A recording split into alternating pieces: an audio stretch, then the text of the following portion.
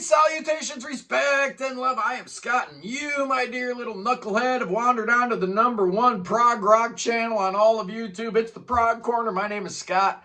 I'll be your host as I talk about an album that has completely blown me away. You know, I've heard a lot of music in my life, and it really takes a lot to get me to stand up and pay attention to a new band or, a new sound or whatever, because, it's pretty much all been done before, man. It's really hard to be original, right? It's really hard to do something new, something different, something that I've never heard before, and I'm here to tell you, man, this is an album that I've never heard nothing like it before. It's called Cinder, and the band is Lux Terminus. This thing is on Glassville Records, a Dutch label who do a lot of booking and management also besides being a label. So they're like a one-stop shop for a lot of bands. This here band, Lux Terminus, they were formed in Cleveland, Ohio. So yeah, obviously I got to give some props to my fellow Ohioans. By Vikram Shankar on keyboard, Brian Kraft on bass, and Matthew Kirshner on drums. Apparently these guys were in a band called Gravity. And Vikram was in a power metal band, Redemption. You probably heard of them. He's also the touring keyboard player for Pain of Salvation, a band that's under the Glassville management umbrella, so I guess maybe that's where that connection came from. But this album's got a couple of guests. We've got none other than the great Ross Jennings from Haken singing on one song. John Pyers also sings on that track. Jorgen Munkbeat, who used to be in Jaga Jagist, he plays sax on that same track. And then you've got the great voices of Aspera, who have worked with Sleep Token. You know who they are. It's Paige Phillips, Mathilda Riley, and the great Lindsay Ward. They're everywhere nowadays, man. Aspera is singing on a lot of stuff here. This band put out a debut album in 2018 called The Courage to Be, and it was way more piano-driven. It was way more jazz fusion. Good record, but this one here is way better, man. This one is like light years ahead of that debut. It's like those boys were eating their Wheaties for the last 7 years or something. They cite as influences Dream Theater, Animals as leaders, Haken, Pink Floyd, Rush, and I Am the Morning. Okay, I'm all in. This album came out April 18th, so it's been out a little while. I was sleeping on it, but the great Roy Avon from the Prog Report hit me up like a month ago and said, dude, you need to check out this Lux Terminus if you haven't heard them already. And they sent me the CD, so I was obliged to listen to it. And the first thing I heard was, this is a prog metal band. And all of a sudden, my ears got filled with earwax, right? No. Well, it's instrumental. Mostly instrumental. So I'm like, okay, maybe. And there's no guitars. What? How can there be prog metal without guitars? Well, let me tell you something, boys and girls. This record is fantastic. You don't need guitars to be heavy. I didn't know this. There were moments of like ELP and stuff that got heavy, but really, let's be honest. If you're talking about heavy music, guitars got to be front and center, right? Well, maybe not so fast, man. Let's take a look at this here record, why it's so great, why I'm talking about it. It starts out with a 3-piece suite called Jupiter. This is where Aspera gets to sing. They sing the vocalizations on here. It's just beautiful. Starts with like Morse code and some outer space type noises going on. It's built on 4 notes. Da da da da do re fa mi. So it's 1, 2, 4, 3, all the way through the 13-minute runtime of this song. Those 4 notes keep popping up in different ways. It's bright, it's shiny, it's major key, which is not the case on a lot of this album. On section 2, you got a really cool staccato piano section. How's the piano so heavy, man? Just amazing. All kinds of syncopation. Then later on, you get like blast beats and djenty kind of stuff. There's no guitars. How does it sound this heavy? It's just amazing. Jupiter Suite. So good. What a way to start off the album. The next track, actually technically the 4th song on the album, is called Mosaic Mind, and this one gets a little heavier. It starts out in that minor key, so now we're in G sharp minor with a really cool piano riff. It's just awesome. Then you get fusiony middle section. Yeah, that's also also in there, and a double time craziness kicks in.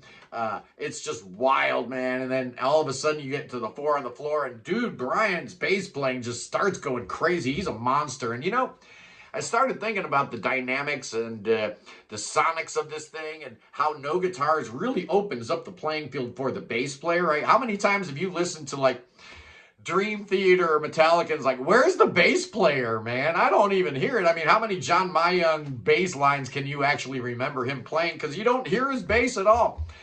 Without a guitar player in this band, right? Just the keyboards, that bass has to be solid. It has to be rock solid. And Brian brings it, man. He delivers. Just awesome. And then you've got ba ba ba ba is the 4-note sequence in G sharp minor. Then as you get towards the end, it modulates up a minor third to the B. Da da da da. Really, really cool. Mosaic Mind, great song. Next up is Neon Rain, another fantastic track. It's almost 5 minutes long. Starts out with some atmospheric keyboards, and then the piano just starts going crazy in D minor. It's all keyboards, man. How do you do that? It's a heavy track. And you get some like oriental kind of patterns going on, some patches on the keyboards that sound really, really good. And then you get this wild, crazy, super kraut rocky section that makes me think of Banco del Maturo Sacosa's Trans-Siberia song. What an amazing song, man. Neon Rain, so good. Then we get Plonk, P-L-O-N-K. Don't know what that stands for. Real modern sounding keys here. You're in A minor with tons of syncopation. These guys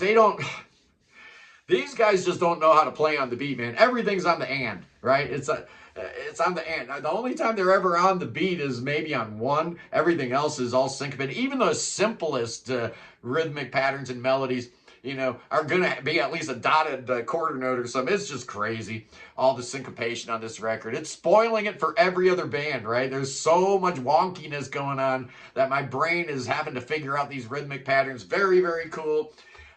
Then you get this come down section that kind of sounds a little like UK, like if Kit Watkins joined the band or something. Then as we get going, oh yeah, sure enough, it totally sounds like Happy the Man. Absolutely, with the pitch shifting keyboards and the roto toms making me think of Crafty Hands. Absolutely it does. Cool song. Next up is the track with all the guests, right? With Ross Jennings. It's called Catalyst.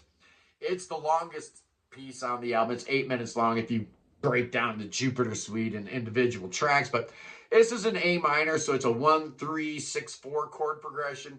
Probably one of the more simple progressions that we got on this album. Ross Jennings sings like on the front half, and then you get the saxophone of Jorgen Munkby. Sounded great, man. I needed another flavor, right? Not that I'm getting tired of Vikram's keyboard playing, because he uses so many different sounds. It's just amazing. But I needed that earthy touch of the saxophone in there. Just great. Then some cat named John Pyers. He sings on the second half of the song. It's good. Good song. Maybe it goes on a tad bit too long. I don't know. Maybe not. Next up is Devil's Eyes, and this is cool. Starts out with this low, brooding piano stuff in D minor. Then you get this real super fast section where everybody's just playing really, really fast, and then it comes down a little bit. Then it gets fast again. What a cool song. It's a little bit of narration about some evil child with the devil's eyes. It's cool. The penultimate track is called Apparent Horizon, and this track is absolutely everything, man. Starts out with a really quick 5/8 in F sharp minor. Super syncopated, and then you get a little choir patch coming up that just sounds great, and then it kind of comes down, slows down a little bit, and you realize you're in 7/4 at this point. Just gorgeous. The atmospherics, just amazing.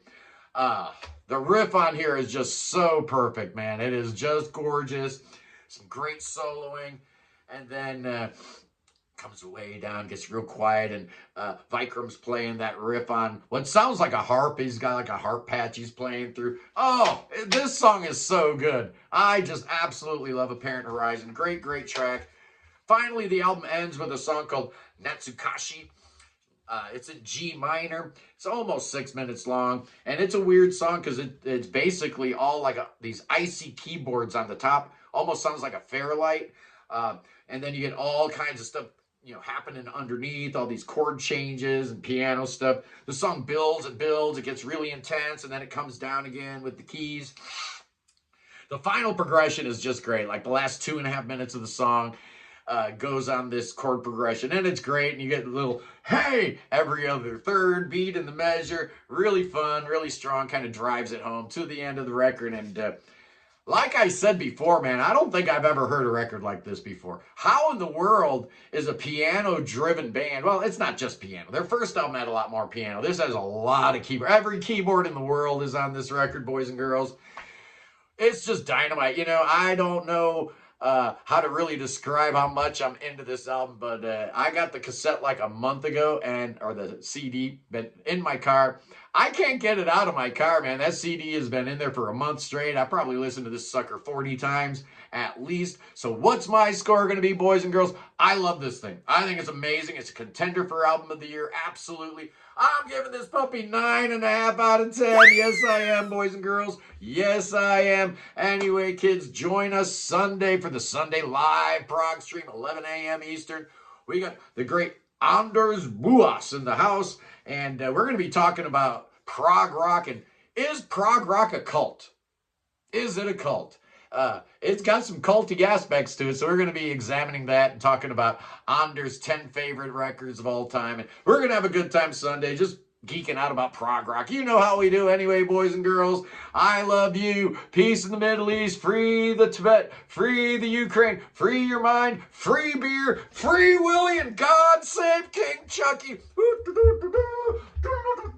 Save King Chucky. He needs your saving right now. Something tells me that boy's in Canada right now, and he's going to have to drive across that border. Will they let him through? Those border agents are getting really testy these days. They might not even let the king into the country, and if they do, they might deport him, bring him down to El Salvador. That's right, he's an illegal alien. He doesn't belong here. Anyway, boys and girls, be good and dance with snakes. Dance with snakes every single day. You put the armor of God on you and you dance with snakes, and all is good. I love you. I'll see you Sunday. Peace.